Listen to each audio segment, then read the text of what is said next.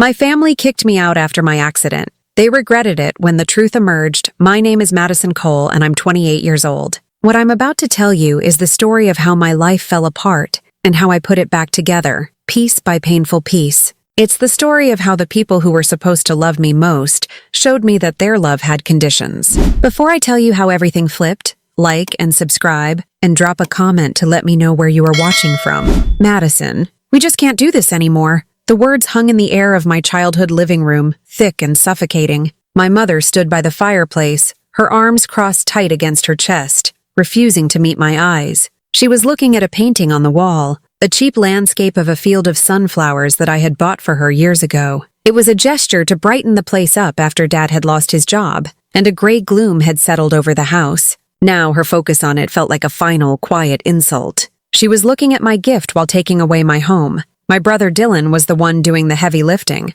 both literally and figuratively. He moved with an impatient energy, grabbing my clothes from the guest room closet and stuffing them into black garbage bags. He didn't bother folding anything. A cashmere sweater I'd saved for months to buy went in, then a pair of jeans, then the t-shirts I slept in. Each rustle of the plastic was like a final heartbeat of the life I used to have. The bags piled up near the front door, a monument to my new status as disposable. 3 weeks earlier, my world had been completely different. I was on a climbing wall at an outdoor festival, the sun warm on my back, the familiar chalk on my hands. I was an instructor, and I was good at it. I loved the feeling of finding a hold, of pulling myself higher, of seeing the world from a new perspective. But a piece of equipment failed. A carabiner clip, they told me later, had a manufacturing defect. One moment I was suspended 20 feet in the air, and the next, I was on the ground, a blinding, white-hot pain shooting through my back. The diagnosis was a fractured spine. The prognosis was cautiously optimistic. "You will walk again," the doctor had said, his voice kind but firm. "But it will take time and a lot of hard work. Rehabilitation will be your full-time job for a while." For a while. To my family, a while had already become too long. I had become an inconvenience, an obstacle, a burden. From my wheelchair, I watched them erase me from the home I had fought to keep for them. Just 3 years ago, this very house was on the verge of foreclosure. I remembered the day the notice came, the panic in my dad's eyes, the way my mom cried silently at the kitchen table. I had just received my first significant bonus from my job. Without a second thought, I had walked into the bank and paid off the arrears. I'd handed my parents the receipt, and they'd hugged me so tight I could barely breathe. "You saved us, Maddie," my dad had whispered, his voice thick with emotion. "You're our rock." Now their rock was sitting in a wheelchair, unable to even get herself a glass of water without help, and their gratitude had evaporated. It had been replaced by a quiet, simmering resentment that had grown louder with each passing day.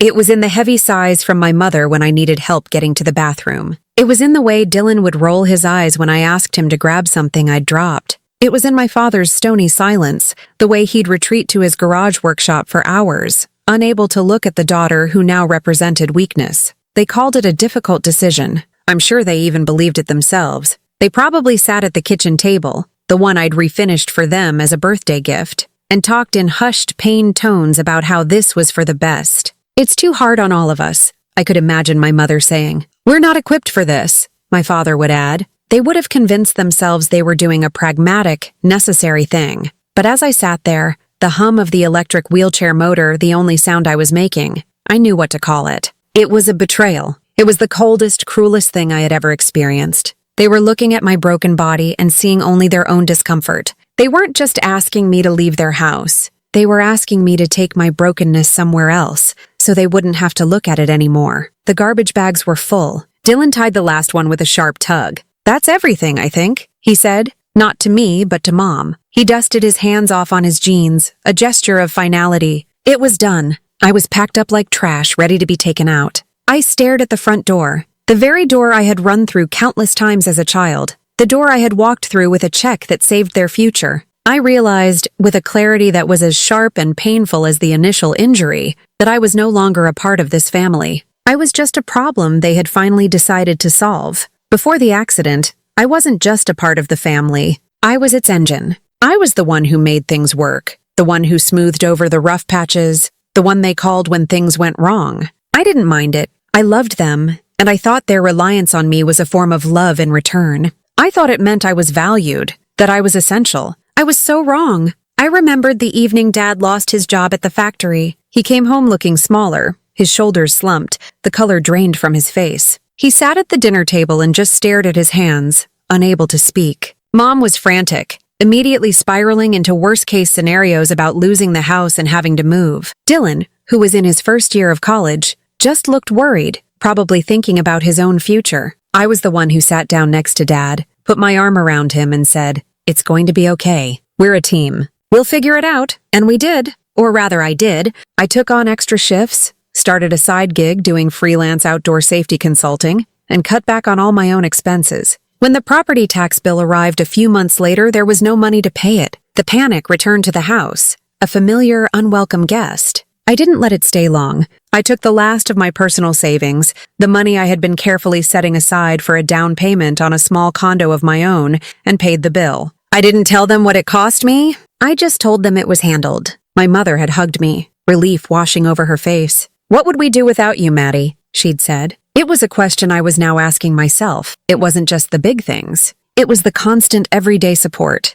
Mom had always dreamed of starting her own small catering business, making her signature pies and cakes for local events. It was a beautiful dream, but she had no idea where to start. So I became her business partner. I spent my weekends building her a website, designing menus, and setting up her social media pages. I invested $1,000 of my own money for professional-grade baking equipment. When she got her first big order for a town wedding, she was overwhelmed. I took a week off work to help her prep, bake, and deliver everything. I was her unpaid employee, her business manager, and her biggest cheerleader. Then there was Dylan. My younger brother had his heart set on a private university with a great engineering program. It was expensive, far more than my parents could afford, even before Dad lost his job. Dylan was smart and deserved the chance. So I made another sacrifice. I sat him down and told him I would cover the shortfall for his tuition. "Just focus on your studies," I told him. "I've got this." For 4 years, a significant portion of my salary went directly to his college. He'd call me,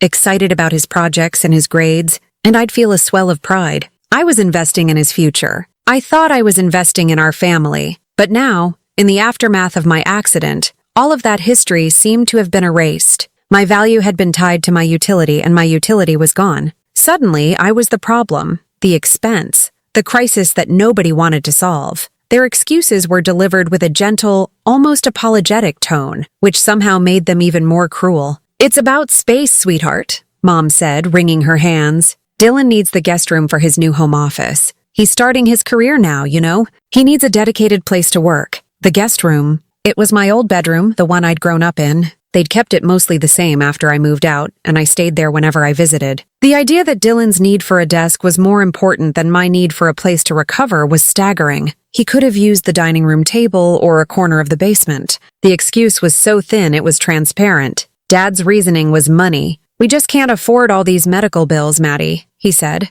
looking at a spot on the floor just past my wheelchair. "And all the modifications the house would need. A ramp, grab bars in the bathroom. It's just too much for us right now." He said it like he was the reasonable one, the one making the tough but logical choice. But he knew, and I knew, that my insurance was actually quite good. It covered the bulk of my hospital stay and my upcoming rehabilitation. I had already looked into grants for home modifications. The money wasn't the real issue. The real issue was the effort. They didn't want to do the work.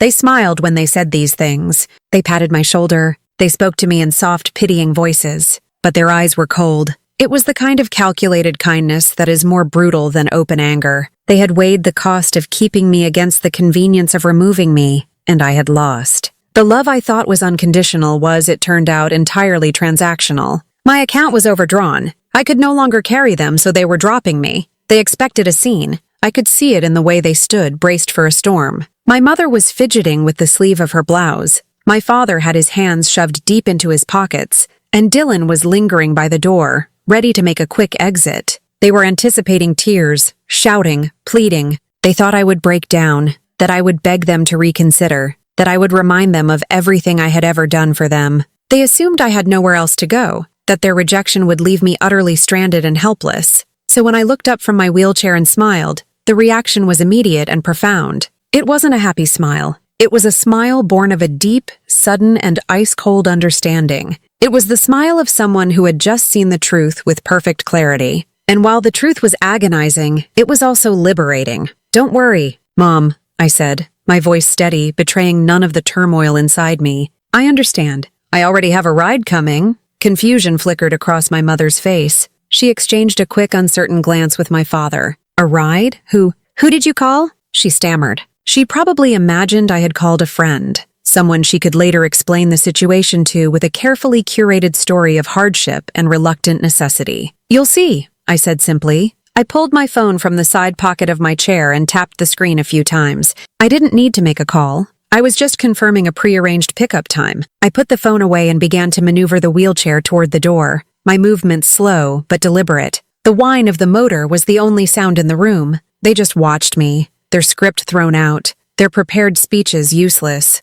The silence stretched on for what felt like an eternity. Then, through the living room window, we all saw it. A sleek, dark gray van was pulling into the driveway. It wasn't an Uber or a taxi. It was a private medical transport vehicle, the kind used for non-emergency patient transfers. It was clean, professional, and looked expensive. It was a world away from the garbage bags filled with my belongings. My family stared, their mouths slightly agape. I could almost hear their thoughts running wild. Who paid for this? Who did she call? They thought I was broken and penniless. They had no idea about the other life I had been building for myself, the one I kept quiet because I never wanted to make them feel uncomfortable or left behind. What they didn't know was that 3 months before my accident, my entire world had shifted. I had been working as a climbing instructor in our small town, but on the side, I had been developing and patenting a new type of adaptive climbing harness, one designed for individuals with lower body mobility issues. I had been inspired by a young girl I'd coached who had lost a leg to cancer, but still had a fierce desire to climb. I created it for her, in my spare time, in my garage. A video of the prototype in action went viral within the small but passionate adaptive sports community online, and it caught the attention of North Star Expeditions. They weren't just a big name in outdoor adventure, they were the biggest. They flew me out to their headquarters in Colorado for a meeting. They didn't just want to buy my patent, they wanted to hire me to lead a new, fully funded division for adaptive outdoor programs. We signed the contract 2 months before my fall. It came with a substantial signing bonus, a salary that was more than my father had ever made in a year, and a comprehensive benefits package that included the best health insurance money could buy. I hadn't told my family yet. I was waiting for the right moment, for a special occasion. I had this fantasy of taking them all out to a fancy dinner and announcing that all of our financial worries were over, for good. I wanted to see the pride in their eyes. That pride, I now realized, would never have been for me. It would have been for what I could do for them. The driver of the van, a kind-faced man in a crisp uniform, came to the door and nodded at me respectfully. "Ms. Cole, we're ready for you," I nodded back. "Thank you." I turned my chair to face my family one last time. Their faces were a mixture of shock and dawning suspicion. The power dynamic in the room had been completely upended. They had planned on pitying me from a position of strength as they sent me away. Instead, they just looked small and confused. They had thrown me away thinking I was worthless, but they had no idea what I was really worth. And as the driver helped me and my garbage bags into the cool, quiet interior of the van, I knew one thing for sure. They were about to find out. The van door slid shut, closing out the image of my family standing dumbfounded on the porch. The silence inside was a balm. As we pulled away from the curb, I didn't look back. There was nothing left for me there. The destination wasn't a friend's couch or a cheap motel. It was a new beginning I had secretly been building for myself. My new apartment was on the 15th floor of a modern building in the city, an hour away from the small town where I'd grown up, but it felt like a different universe. The signing bonus from North Star had been more than enough to secure it. The main living area had floor-to-ceiling windows that overlooked the sprawling city skyline. At night, the lights twinkled like a galaxy laid out just for me. It was beautiful, but more importantly, it was mine. The apartment was fully accessible. The developer had designed a few units with universal design principles in mind, and I had been lucky enough to get one. The doorways were wide, the kitchen counters were at a lower height, and the bathroom had a spacious roll-in shower with perfectly placed grab bars. It was a sanctuary, custom-made for my new reality. There were no obstacles here, no narrow hallways to remind me of my limitations. It was a space designed for independence, not dependence. The quiet was the most profound change. In my parents' house, the silence had been heavy and loud, filled with unspoken resentments and weary sighs. Here, the quiet was peaceful. It was a blank canvas. For the first few days, I did nothing but sit by the window, watching the city breathe, and letting myself feel the full weight of what had happened. I let myself grieve for the family I thought I had, and I let myself feel the anger. And then I let it go. It was time to get to work. My days quickly fell into a new, disciplined rhythm. The mornings were for my body. A physical therapist came to the apartment 3 times a week for grueling sessions that left my muscles screaming and my body trembling with exhaustion. On the other days, I did the exercises myself, pushing through the pain with a relentless focus. Every small victory, being able to lift my leg an inch higher, holding myself up at the parallel bars for 10 seconds longer, was a step away from the helpless person my family saw me as. The afternoons were for my mind. My work with North Star Expeditions had already begun. I took remote meetings from a desk overlooking the city, my laptop open, my mind engaged. I was a leader, a strategist. I collaborated with engineers to refine my harness design, interviewed potential team members, and began mapping out the curriculum for our first adaptive climbing clinics. In those meetings, I wasn't a burden. I was Ms. Cole, the head of the Adaptive Programs Division. My wheelchair was incidental. My ideas were what mattered. The evenings were for my soul. This was when I did my real work, sketching out the vision for the initiative that was rapidly becoming my life's purpose. It was bigger than just climbing. I imagined kayaking programs for veterans with PTSD, hiking trips for kids with autism, and leadership retreats for people who, like me, were recovering from life-altering injuries. I wasn't just building a corporate program, I was building a community. I was creating a space where people wouldn't be defined by their disabilities, but by their courage. The irony was a constant companion. My family imagined me holed up somewhere, miserable and alone, barely surviving. I saw a text exchange on a family group chat that someone had forgotten to remove me from. My aunt asked how I was, and my mother replied, "It's a struggle. We're all praying for her." They were painting a picture of me as a tragic figure, likely to justify their own actions. If I was a hopeless case, then their decision to abandon me was less cruel and more of a sad necessity. They had no idea. They couldn't imagine me in this beautiful apartment, leading a national team and channeling my pain into a project that was going to change thousands of lives. They thought they had left me with nothing, but they had given me the most powerful gift of all, the freedom to reinvent myself, far away from the shadow of their expectations and their conditional love. I was not just surviving, I was on the verge of thriving, and I was about to show everyone, including them, what rising from the ashes really looked like. Recovery is not a straight line. There were days when the pain was so immense, so all-consuming, that it felt like a physical presence in the room with me. There were days when my progress would stall, when my legs would refuse to cooperate, and the frustration would be so intense it brought me to tears. In those moments of doubt, when the temptation to give up was strongest, my family's parting words became my greatest asset. Their cruelty was a fire that burned away my weakness. I would be in a physical therapy session, sweat dripping down my face, my therapist, a kind but firm woman named Maria, telling me, "One more set, Madison. You can do this." My muscles would be shaking, on the verge of giving out, and my mind would scream, "I can't." And then, clear as day, I'd hear my brother Dylan's voice from that last week in the house. I had asked for his help to get from my chair to the sofa, and he had let out an exasperated sigh. "You know, you're lucky we're even keeping you here this long," he'd muttered, thinking I couldn't hear him. The memory would hit me like a jolt of electricity.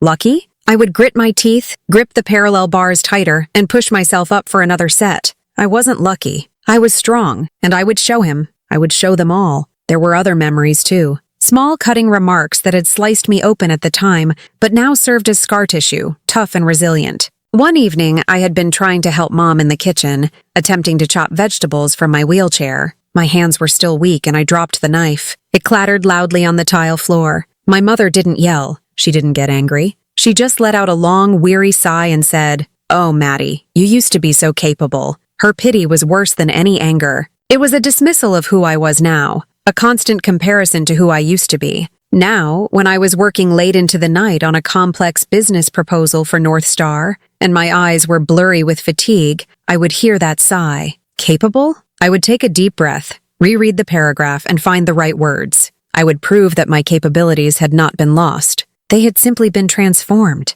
Their cruelty became my motivation, but not in the way they might have imagined. I wasn't plotting revenge. I wasn't dreaming of the day I could rub my success in their faces. My goal wasn't to make them suffer. It was to make their opinion of me irrelevant. I was working toward a life so full, so meaningful, and so independent that their chapter in my story would become nothing more than a footnote. Their betrayal was the catalyst, but the journey was entirely my own. I was fighting for my freedom. Freedom from their judgment, freedom from their pity, and freedom from the lingering pain of their rejection. 6 months after they had packed my life into garbage bags, a milestone arrived. It wasn't a big, flashy event. It happened on a quiet Tuesday morning in the therapy room of my apartment building. I was standing between the parallel bars, my legs encased in heavy carbon fiber braces. Maria stood a few feet away, her expression encouraging. "Okay, Madison," she said softly. "Just one step." I took a deep, shaky breath. I put all my focus on my right leg. I told it to move, to lift, to step forward.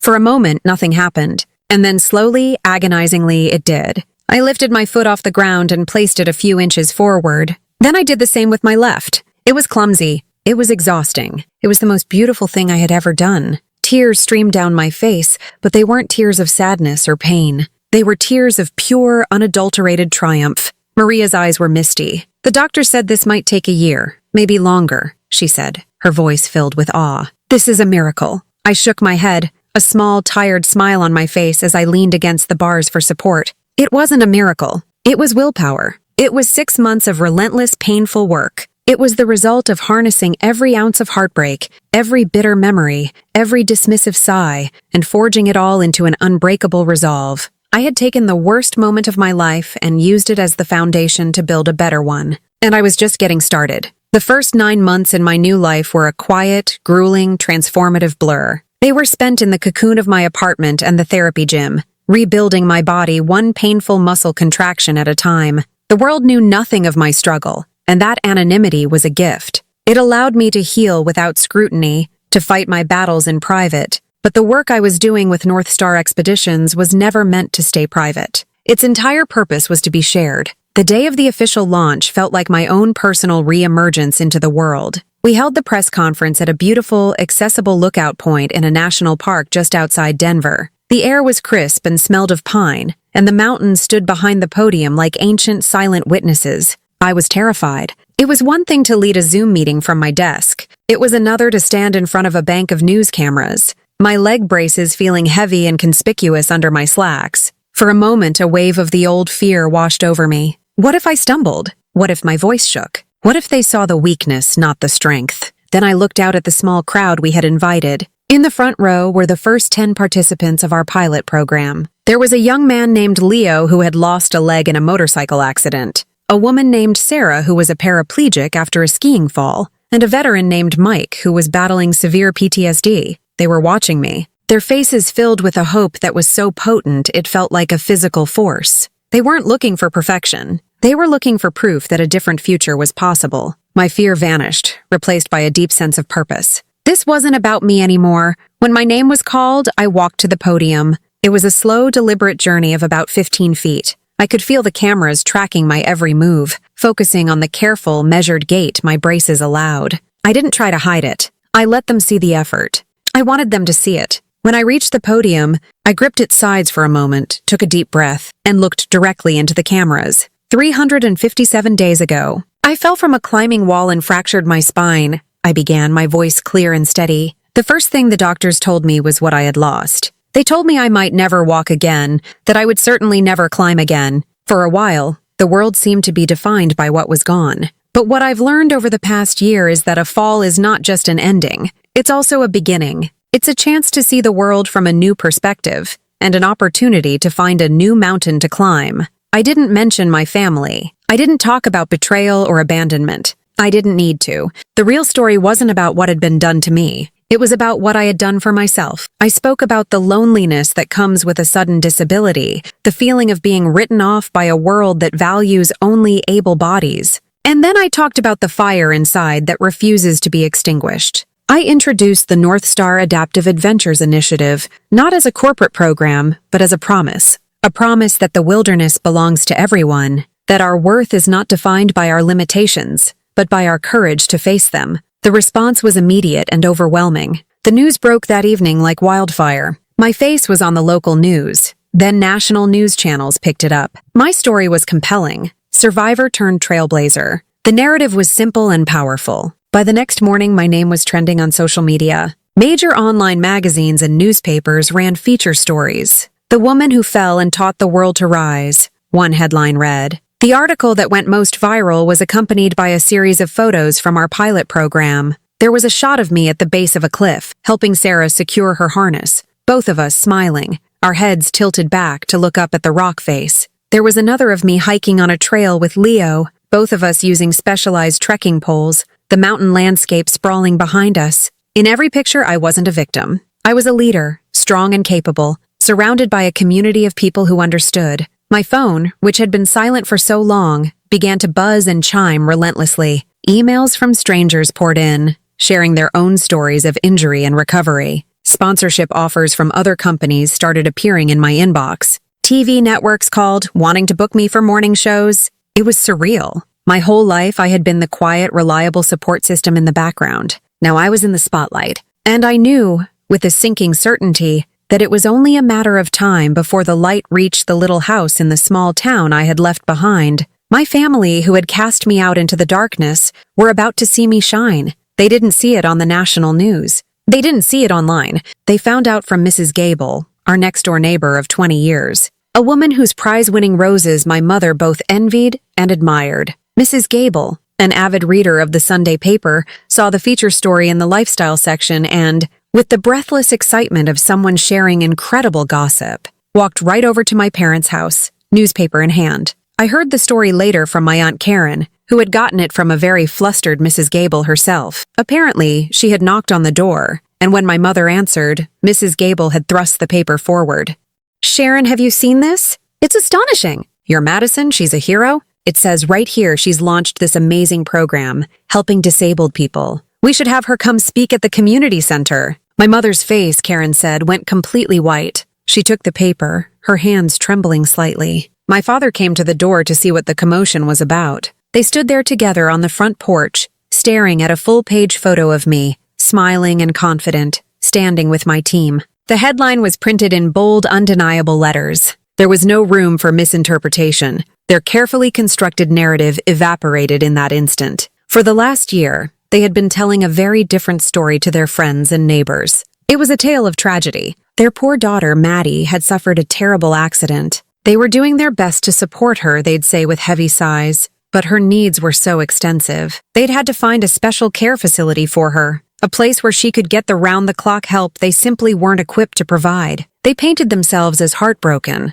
burdened parents making a terrible but necessary choice. It garnered them a lot of sympathy. Now that sympathy curdled into suspicion. The woman in the newspaper was not in a sad, sterile care facility. She was a CEO, a trailblazer, a national inspiration. And she lived in Denver, not some far-off specialized home. The lies they had told to protect their reputation were now the very things that would destroy it. The panic began almost immediately. The first voicemail came from my mother that afternoon. Her voice was thin and trembling, laced with a desperate, manufactured warmth that I hadn't heard in over a year. "Maddie, sweetheart, it's Mom. We just saw the news. Oh, honey, we are so incredibly proud of you. It's just amazing. Why didn't you tell us any of this? We've been so worried. Call me back, sweetheart. Please." Proud. The word was a bitter pill. They weren't proud. They were terrified. They were exposed. My father's message came an hour later. His voice was gruff, trying to project a sense of paternal authority that he had long since forfeited. "Madison, it's your father. Your mother and I saw the article. It's quite the operation you've got going. You know, you could have included us in this. We would have supported you. You should have told us you were doing so well." The blame was subtle, but it was there. This was somehow my fault for not keeping them informed, for not giving them a chance to get in on the ground floor of my success. Dylan's contribution was a single, curt text message. "Guess you didn't need our help after all. Congrats." The word congrats felt like an insult. It was dripping with the resentment of a brother who had once seen me as a safety net, and now had to face the reality that I had become a success entirely without him. In fact, I had succeeded because he and the rest of them had failed me. I didn't respond to any of them. I read the messages, I listened to the voicemails, and I felt nothing. The part of my heart that they had once occupied was a quiet, empty room. The door was closed and locked. The final confirmation of their collapse came 2 days later from my Aunt Karen. She was my mother's sister, but she had always been more of a free spirit. someone who saw through the family's pretensions. She called, and I could hear a strange mix of amusement and disbelief in her voice. "You are not going to believe what's happening here," she said without even a hello. "Your mom is a wreck. Everyone at church on Sunday was giving her the side eye. People have been asking questions. Your parents' story about you being in a special facility isn't holding up so well against a feature in a national newspaper. They can't even show their faces at the grocery store without someone asking about their famous daughter. They built a house of lies, Maddie, and it's collapsing around them." I was quiet for a moment, processing it all. I felt no satisfaction, no desire for revenge, just a deep, profound sense of finality. "They made their choices, Aunt Karen," I said, my voice calm, "and I made mine." A week after the story broke, they showed up. I had just come home from a long day of meetings, feeling that familiar mix of exhaustion and satisfaction. My concierge called up from the lobby. "Ms. Cole, there is a family here to see you. A Mr. and Mrs. Cole and a Dylan Cole. They say it's urgent." My heart didn't race. My hands didn't shake. A year ago, their sudden appearance would have sent me into a panic. Now I just felt a quiet sense of resolve. This was inevitable. "Send them up," I said, and hung up the phone. I didn't rush to tidy up the apartment or change my clothes. I waited by the door, and when the knock came, I opened it myself. They stood there in the hallway, looking utterly out of place. My father was wearing a stiff-looking polo shirt, his face pale and tense. Dylan was staring at his shoes, his posture radiating a sullen resentment. My mother was in the front, clutching a brightly colored gift bag to her chest like a shield. Her eyes were red-rimmed, and she had managed to produce a few tears. "Madison," she said, her voice a soft, pleading whisper. I didn't invite them in right away. I just stood there, letting them take in the scene. I was standing on my own, my leg braces visible. Behind me was my apartment, bright, clean, and filled with light, a space that was entirely mine. The power dynamic was clear before a single word was spoken. They were petitioners at the gate. Finally, I stepped back and gestured them inside. They walked in tentatively, their eyes darting around, taking in the floor-to-ceiling windows and the stunning view of the city. They looked like tourists in a foreign country. They had imagined me in a place of squalor and desperation. This reality was clearly a shock to their system. My mother finally broke the awkward silence. "Oh, Maddie, this place is beautiful," she said, her voice trembling. She held out the gift bag. "We brought you something." I didn't take it. I just looked at her. "Why are you here?" I asked. My tone wasn't angry or accusatory. It was a simple, direct question. The tears in her eyes began to fall in earnest. "Please, Madison," she said, her voice cracking. "We made a mistake. A terrible, terrible mistake. We want to make things right." I walked slowly over to the vast window, the city lights beginning to sparkle as dusk settled. I gestured toward the view below. "You kicked me out when I couldn't walk,"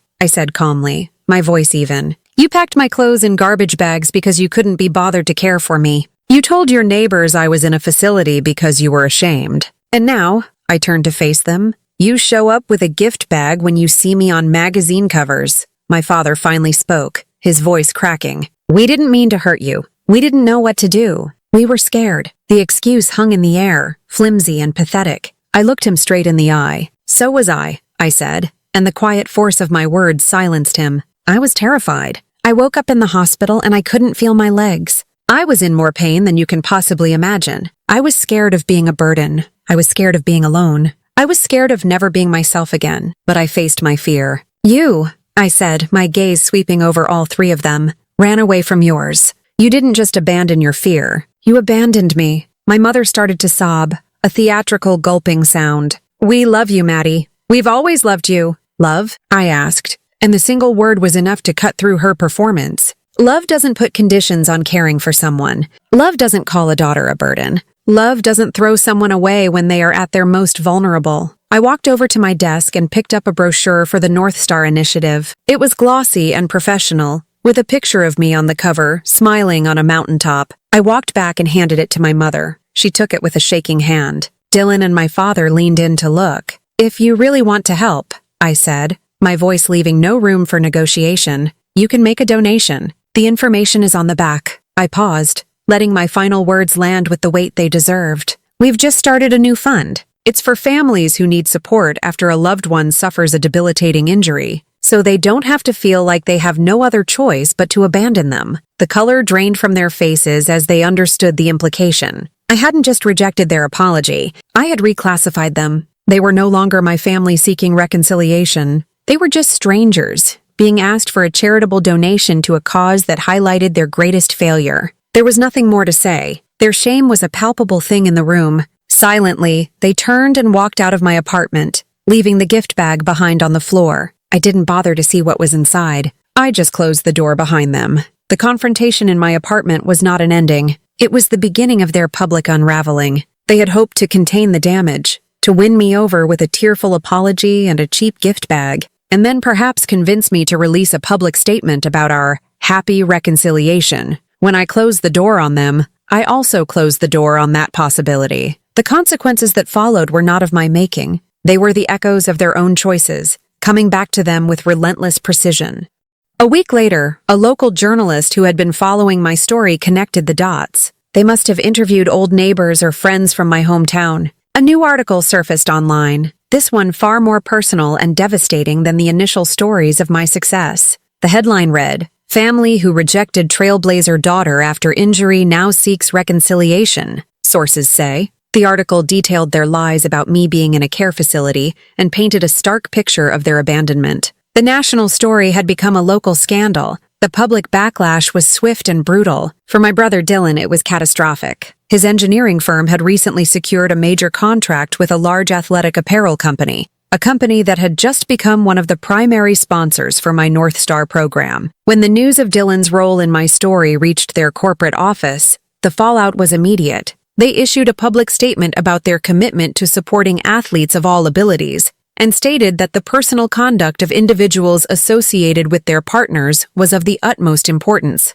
They pulled the multi-million-dollar contract. 2 days later, Dylan was fired. His company couldn't afford the association. He was now a liability. He called me for the first time in over a year. He didn't apologize. He yelled, "Are you happy now?" He shouted into the phone. "You've ruined my career. All because you couldn't just let things go." I listened to his tirade without saying a word. He was still blaming me, still unable to see that his own actions, stuffing my clothes into garbage bags, rolling his eyes at my needs, treating me like a nuisance, were the cause of his downfall. When he finally ran out of breath, I said one thing, "Goodbye, Dylan," and I hung up. My mother's catering business, her small source of pride, crumbled next. It was a business built on local relationships and reputation. In a small town, gossip travels faster than any news bulletin. Her clients, many of them women from her church and social circles, began to cancel their orders. A baby shower was called off, a birthday party order was rescinded, and the lucrative contract she had to supply pastries for the weekly town council meetings was not renewed.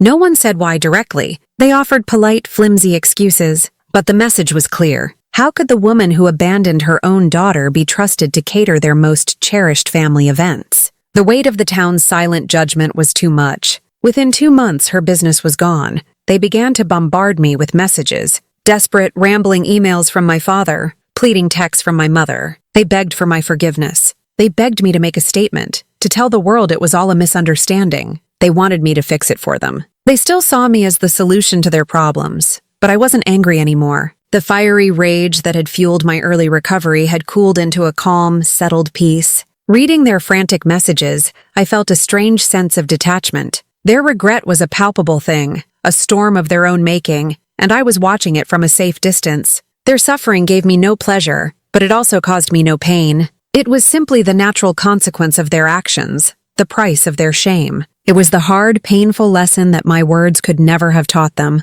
They hadn't wanted a daughter. They had wanted an asset. And when they realized the asset they had thrown away was more valuable than they had ever imagined, they were left with nothing but the crushing weight of their irreversible mistake. Today, I walk. I walk with a slight limp, and on bad days the braces are a necessity. Each step is a conscious effort, a reminder of the fall. But it is also a reminder of the climb back up. I walk through my office at North Star. I walk the accessible trails in the Rockies, and I walk onto stages to share my story. Every step feels like a victory. I stand in front of new climbers now, people in wheelchairs, people with prosthetic limbs, people carrying invisible wounds. I see the same fear in their eyes that I once saw in my own. I see the world that has told them no, and I make it my mission to be the person who shows them the path to yes. Your worth is not measured by who stays beside you when you fall, I tell them, and my voice never wavers. It is measured by how high you climb when you decide to rise.